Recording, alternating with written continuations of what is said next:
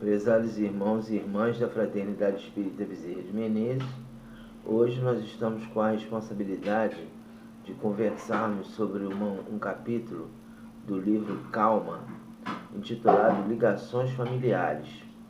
Nós vamos ler o capítulo e em seguida nós faremos os nossos comentários.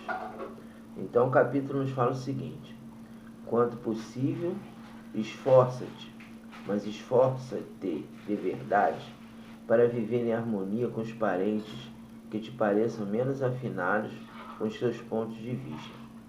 No plano físico, não nos achamos vinculados com alguém nos laços da consanguinidade sem justa razão de ser.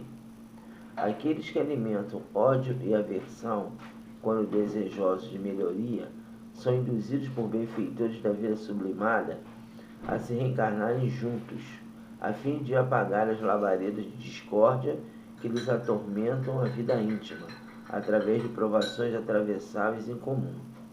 Se os propósitos desse ou daquele familiar te parecem claramente opostos aos ideais superiores que abraças, abençoa-o com os teus melhores pensamentos e não lhe barres o espaço no caminho das experiências que se lhe fazem precisas. Não desprezes teus pais ou teus filhos por serem desorientados ou doentes, porque talvez tenhas sido, em existências já transcorridas, a causa direta ou indireta dos desequilíbrios ou enfermidades que patenteiam. Em muitas ocasiões, terás renascido em consanguinidade com parentes rudes e às vezes cruéis, unicamente por amor a eles, de modo a auxiliá-los na transformação necessária, com as tuas demonstrações de tolerância e paciência, devotamento e humildade. Se depois de sacrifícios inumeráveis em favor de parentes determinados, e isso acontece frequentemente entre pais e filhos, notas no íntimo que a tua consciência se reconhece plenamente quitada para com eles, sem que esses familiares, após longo tempo de convivência, demonstrem o mínimo sinal de renovação para o bem, deixa que sigam a estrada que melhor se lhes adapte ao modo de ser, porque as leis da vida não te obrigam a morrer pouco a pouco, a pretexto de auxiliar aos que te recusam o amor. Uma criança terna e inesquecível que retorna mais além, nos primeiros tempos da infância, quase sempre é um coração profundamente dedicado ao teu progresso espiritual, que apenas regressou ao teu convívio doméstico, a fim de acordar-te para as realidades da alma através da saudade e da afeição. Se não tens a devida força para carregar os compromissos que assumes diante de uma pessoa com quem partilhaste as alegrias do sentimento, nunca abandones a criança ou as crianças que houverem nascido de semelhante união. Educa ou reeduca os pequeninos sob a tua responsabilidade, enquanto na infância tenra, facilmente amoldável aos teus princípios de natureza superior. Mas diante dos familiares erguidos à condição de adultos, respeita-lhes a liberdade de caminhar no mundo conforme as suas próprias escolhas, porque nem todos conseguem trilhar o mesmo caminho para a união com Deus. Então, uma lição com bastante informações importantes para nós. Então, o primeiro item nos fala sobre essa questão da dificuldade que todos nós temos ainda, na condição de espíritos imperfeitos que somos, de conviver pacificamente com os nossos familiares mais incompreensivos, mais intolerantes. Então, o lema da nossa doutrina é: fora da caridade não há salvação. E não adianta nós sermos muito bons ou muito gentis fora de casa e dentro da nossa casa nós sermos aquela pessoa intolerante, rude, sem paciência, que não tem a capacidade de diálogo. Então, a caridade começa com o próximo mais próximo. E o próximo mais próximo são os nossos familiares. Então, nós temos que procurar ter muito cuidado com as nossas atitudes dentro de casa, porque aparentemente ninguém está nos vendo, né? A gente fala assim, o pessoal lá do Bezerra, da Casa Espírita, não está aqui vendo o que eu estou passando, ou então ninguém aqui está me observando, mas a gente sabe que nós ficamos cercados, vivemos cercados por uma multidão de testemunhos invisíveis. E os nossos amigos espirituais estamos observando. E também os nossos perseguidores, os nossos espíritos que não se afinizam conosco. E nós que já trabalhamos em casa espírita, e por exemplo, nós que trabalhamos na mediunidade e que temos a possibilidade de conversar com os irmãos desencarnados, quando eles notam que dentro de casa nós não temos essa atitude de equilíbrio que nós pregamos para eles, eles nos cobram. Quer dizer, o nosso discurso fica vazio quando você tem diante de si um espírito que está dentro da sua casa, às vezes te acompanhando e observando as suas atitudes, e ele verifica que você fora do centro e na sua casa em especial você não tem nada daquela atitude de calma, de tolerância, de perdão que você recomenda para eles. Então, nós temos que ter muito cuidado com as nossas atitudes. Ele fala aqui, ele reforça-te, esforça-te, mas esforça-te de verdade. E aí, mais uma vez, nós temos aí os recursos que a doutrina espírita nos oferece para nós fazer esse esforço, que é o estudo contínuo da doutrina espírita, que nós temos que a todo momento estarmos consultando as obras espíritas para relembrar esses ensinamentos que nós aprendemos. Temos o recurso da oração, que nós temos que estar sempre recorrendo quando estamos aí num momento difícil, e o recurso do culto do Evangelho no lar, que é o momento em que nós unimos a família para nós nos harmonizarmos. E o culto do Evangelho não é lugar para debater problemas familiares, é um lugar para nós estudarmos o Evangelho, não é para chegar no culto e falar assim, peraí, vamos conversar sobre aquele problema que nós tivemos aqui essa semana, que você falou um negócio que eu não gostei. No culto não é para isso, não é para fazer, como nós dizemos vulgarmente, não é para lavar a roupa suja da família, é para relembrar os ensinamentos de Jesus. Então, se nós tivermos esse esforço, no sentido do estudo da doutrina, da oração, do hábito da oração e do culto do Evangelho, nós estaremos mais equipados para essa prática da tolerância. É lógico que haverão aqueles momentos que nós vamos ter as nossas vigilâncias, mas se nós fizermos esse caminho, esse processo vai atenuar bastante. E aí ele coloca aqui que quando nós temos alguém na nossa família que não nos afinizamos, aquele companheiro ou aquela companheira já é alguém que nós conhecemos de uma outra existência. Então nada é por acaso.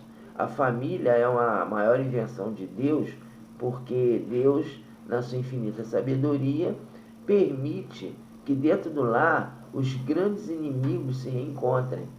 Não é? Então a gente vê às vezes um neto que é todo bonitinho, todo fofinho, às vezes foi aquele ser que você prejudicou, que ele te prejudicou, que houve uma grande relação de conflito entre vocês, entre avô e neto no passado, na condição de espíritos eternos, e aí Deus permite esse reencontro para que a situação seja resolvida ou atenuada, porque às vezes não tem nem como resolver numa existência. Os reencontros precisarão ocorrer novamente.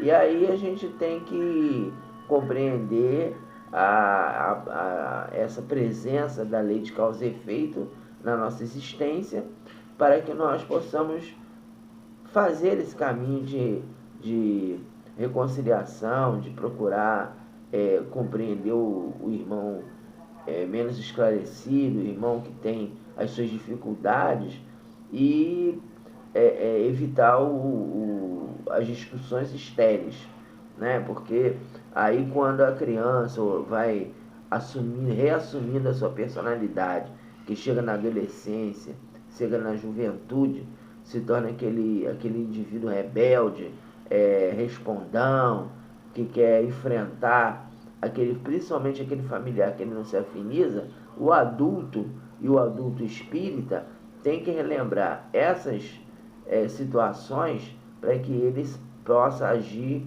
de forma adequada. Não esquecendo que em alguns casos extremos é necessário, inclusive, a procura de uma ajuda profissional, ou seja, o jovem que é muito desajustado, ele precisa de uma terapia, precisa de uma busca de um psicólogo, de um psicanalista. A família às vezes precisa também comparecer a essas sessões psicológicas para que a situação seja resolvida, porque nem tudo a gente consegue resolver apenas com a doutrina espírita, no caso, né? Devido às nossas imperfeições, às vezes a pessoa precisa realmente de uma ajuda de uma pessoa de fora, tomar um medicamento para se acalmar quando a situação é muito grave, né? Quando o jovem ou o familiar é muito agressivo. Às vezes precisa tomar alguma medicação, um calmante ou alguma ajuda do ponto de vista de medicamento para aquilo ali resolver, porque às vezes pode até acontecer uma tragédia quando a pessoa é muito irritada, muito agressiva, então precisa ver qual é a causa. Ele coloca aqui, então, que nós já estamos falando, né? Que aqueles que alimentam ódio e aversão, quando desejosos de melhoria, são induzidos por benfeitores de vida sublimada a se reencarnarem juntos. Então, é compreender que às vezes na nossa família nasce aquela chamada ovelha negra. Aí todo mundo é equilibrado, todo mundo é tranquilo, esforçado, estudioso, mas aí de repente reencarna naquele núcleo alguém que destoa da família, né? Pessoa totalmente diferente, que não gosta de estudar, não gosta de trabalhar, anda em más companhias, responde aos responsáveis, enfim, a pessoa que destoa, é o que nós chamamos de ovelha negra. Então, essa pessoa é alguém desejoso de melhoria, que a família sabe que precisa induzir a vida sublimada e precisa acolhê-lo para orientá-lo. Então, é um desafio realmente, é muito difícil, não é fácil, mas é como nós estamos colocando aqui. Se nós tivermos uma amparo da doutrina espírita, e aí vem também a importância da evangelização infanto-juvenil, que toda criança, seja ela equilibrada ou não, ela precisa da evangelização, precisa da presença da casa espírita para auxiliar naquela relação familiar. Então, além da evangelização, nós temos o passe, temos a reunião de desobsessão, temos as reuniões públicas, onde todos podem assistir os estudos. Então, também a frequentar a casa espírita é importante para que as situações sejam reequilibradas. Porque às vezes a pessoa descuida desse aspecto, fala assim, eu sou espírita, ele não quer ir, ele não vai. Quando ele crescer, ele escolhe a religião dele. Não. É necessário que a criança seja levada, orientada na casa espírita, para que as situações possam ocorrer de forma mais tranquila. Aquele temperamento impetuoso e agressivo seja controlado, seja direcionado, canalizado para algo melhor. Ele continua aqui falando, Emmanuel, se os propósitos desse ou daquele familiar te parecem claramente opostos aos teus ideais, abençoa-o com os teus melhores pensamentos e não lhes barre o espaço no caminho. Então, às vezes, por mais que você faça esforço, por mais que você lute para aquele ser se reequilibrar, para aquela pessoa entrar num caminho melhor, a pessoa não quer. É uma opção, é o livre-arbítrio do indivíduo. Então, por exemplo, aquela questão que às vezes a pessoa começa a usar droga. Aí você está ali ao lado, se esforçando para que a pessoa volte para o caminho correto, oferece ajuda, oferece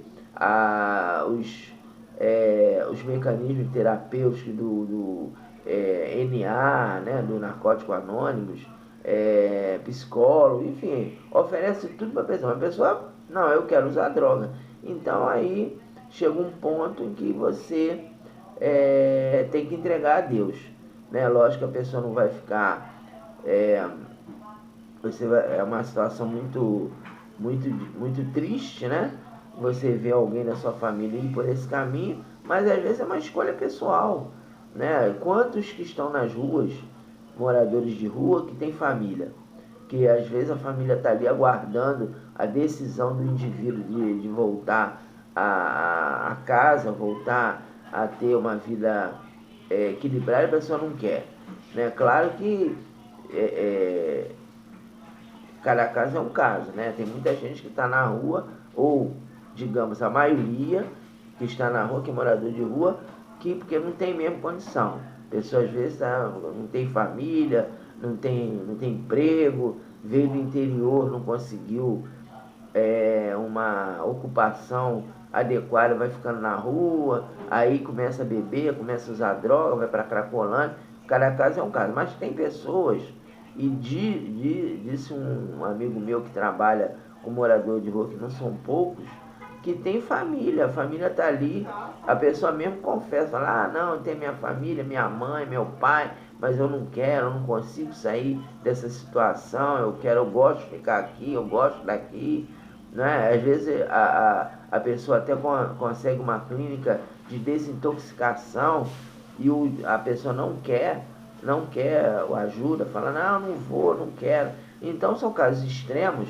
que a ajuda é oferecida e a pessoa não quer. Então, infelizmente, nesses casos, por mais que doa ao coração dos familiares, é deixar a pessoa seguir o caminho, né? Às vezes não tem como. Lá onde eu morei uma época em Pilares, tinha um senhor já idoso que ele era alcoólatra. E aí ele era aquela pessoa agressiva, principalmente quando ele bebia.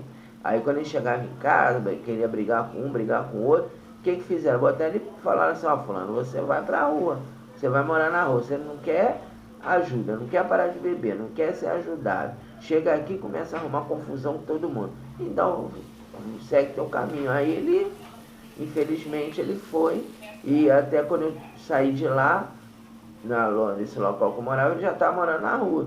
Aí de vez em quando aparecia, queria entrar, não, eu quero entrar, aqui é minha casa, não sei o que. Aí a família falava assim, você quer parar de beber? Não vou parar. Então, meu filho, fica aí, não vai entrar. Aí, quer dizer, é uma situação extrema, porque ele estava se tornando um elemento até perigoso para as pessoas, que quando ele estava fora de si, ele queria bater nas pessoas, queria agredir, queria pegar a faca para partir para cima de familiares. Então, aí os irmãos dele, e ele já era idoso, coitado, ele deve ter morrido aí, já deve estar desencarnado, isso já tem bastante tempo. Os irmãos reuniram e falaram, não, você não vai entrar mais. Se você quiser parar de beber, quiser ir pro a gente te leva. Mas nessas condições, de você vir para casa alcoolizado e chegar aqui querer ficar arrumando confusão, não tem condições. Então ele, infelizmente, fez o caminho dele. Então, às vezes, a pessoa tem o seu caminho, você tenta ajudar, a pessoa não quer ajuda, e aí, infelizmente, tem que deixar a pessoa seguir o seu rumo. Ele continua aqui falando, não despreze teus pais ou teus filhos por serem desorientados ou doentes. Então a gente sabe que tem muito pai mesmo que é desorientado, né? É alcoólatra, às vezes a gente vê, por exemplo, acredito que uma situação extremamente difícil seja daquele pai que estupra os seus filhos, né? O pai que é estuprador, às vezes a filha ou os filhos mesmo, homens, são estuprados pelos pais na infância. Então, lógico que fica muito difícil para depois você ter uma relação equilibrada com aquela pessoa. Mas ele continua aqui, porque talvez tenham sido em existências já transcorridas a causa direta ou indireta dos desequilíbrios ou enfermidade que patenteio. Às vezes nós estamos junto com aquele elemento porque nós fomos os responsáveis pela queda moral daquele ser. Então, por mais difícil que seja para nós conviver com aquela pessoa, nós temos que tentar evitar o desprezo, né? Evitar, deixa ele mal aí mesmo, tomara que morra logo, tá pagando o que fez, bem feito, tá sofrendo que não fez sofrer. Então nós temos que procurar, não quer ajudar? Não atrapalha, ou seja, não fica alimentando pensamento de ódio. Entenda aquela pessoa como um doente.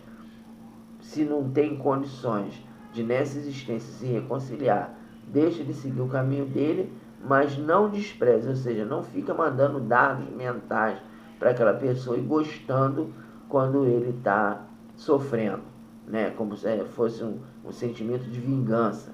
Bem feito, está sofrendo, bem feito, está doente, bem feito, é isso mesmo. Não, o Emmanuel recomenda que não façamos isso, que nós continuemos nesse rumo de ajudar na medida das nossas possibilidades.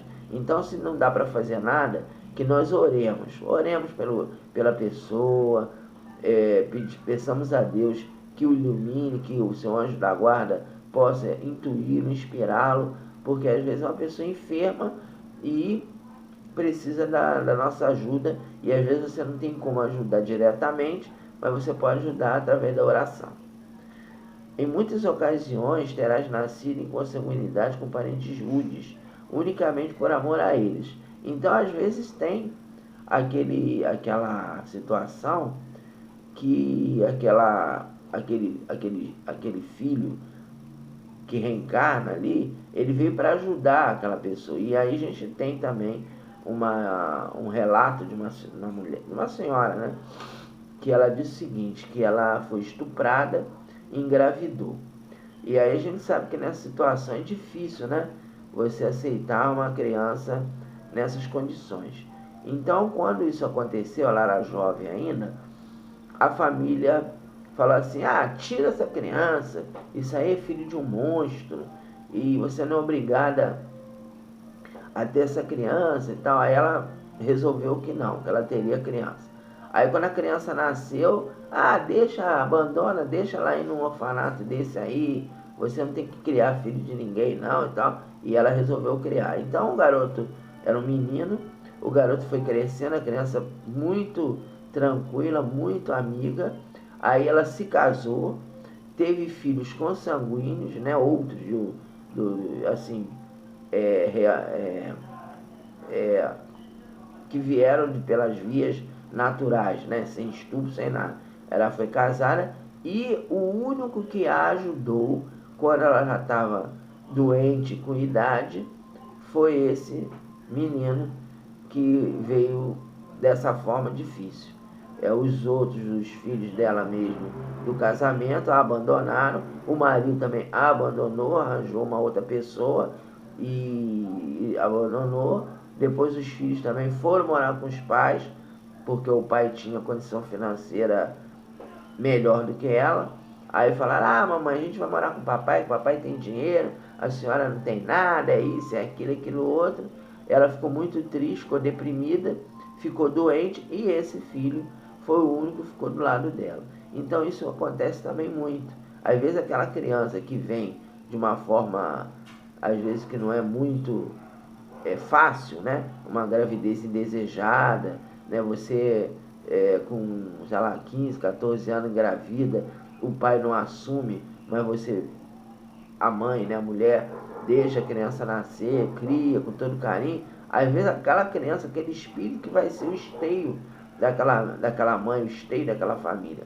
Então por isso que o aborto é algo que nós espíritas não recomendamos. Nós temos que acolher a criança que precisa renascer para progredir. Aí o Emmanuel continua. Se depois de sacrifícios inumeráveis, notas que a tua consciência reconhece plenamente quitada, sem que os seus familiares demonstrem o mínimo sinal de renovação para o bem, deixa que sigam a estrada que melhor se lhes adapte. Então, é aquilo que nós estamos comentando aqui no item anterior, que às vezes aquela pessoa que é a pessoa desajustada da família, e aí eu citei o caso daquele companheiro que era alcoólatra, né? Você fez de tudo, você fez todo o esforço, levou no centro, botou o nome na desobsessão, deu todo o carinho, mas a pessoa insiste no caminho equivocado. Então, não tem o que fazer. É o livre-arbítrio, é assim que os espíritos superiores agem conosco. Eles não nos obrigam a fazer aquilo que nós não desejamos. Eles só nos ajudam quando nós desejamos. Por isso que no mundo espiritual, na região do umbral denso, o espírito ele só sai do umbral denso quando ele apresenta sinais de renovação. Enquanto ele está ali endurecido e blasfemando, revoltado, com ódio, a espiritualidade acompanha, mas não interfere diretamente. Não procurem obrigar a pessoa a fazer o que não deseja. A pessoa tem que querer a cura espiritual, tem que buscar a renovação.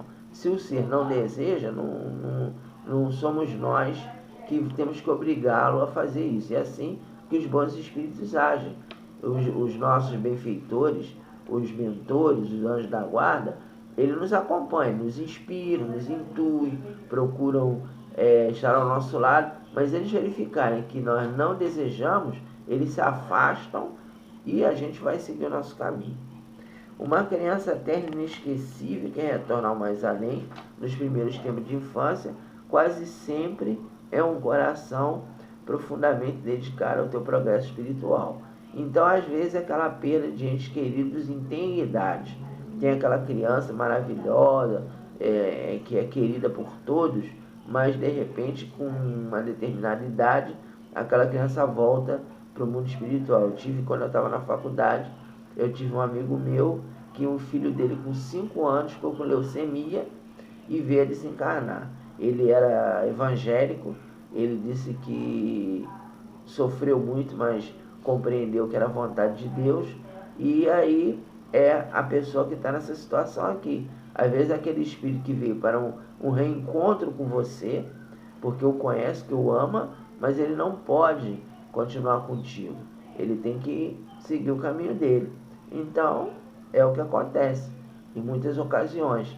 Às vezes um aborto espontâneo, você está ali com todo carinho, esperando aquele ser, de repente tem um aborto espontâneo. Então é um espírito que às vezes veio para um breve reencontro, mesmo na barriga da mãe, mesmo sem ter reencarnado, e vai seguir para um outro rumo. Ou então aquela criança que já nasce com uma doença congênita, paralisia cerebral, alguma enfermidade que a criança não resiste durante muito tempo. Então também é esse reencontro. Se não tens a devida força para carregar os compromissos que assume diante de uma pessoa, nunca abandones a criança ou as crianças que houverem nascido. Ou seja, no caso da separação conjugal, se você precisou se separar, não esqueça que você não deixa de ser pai. Você tem que continuar acompanhando aquela criança.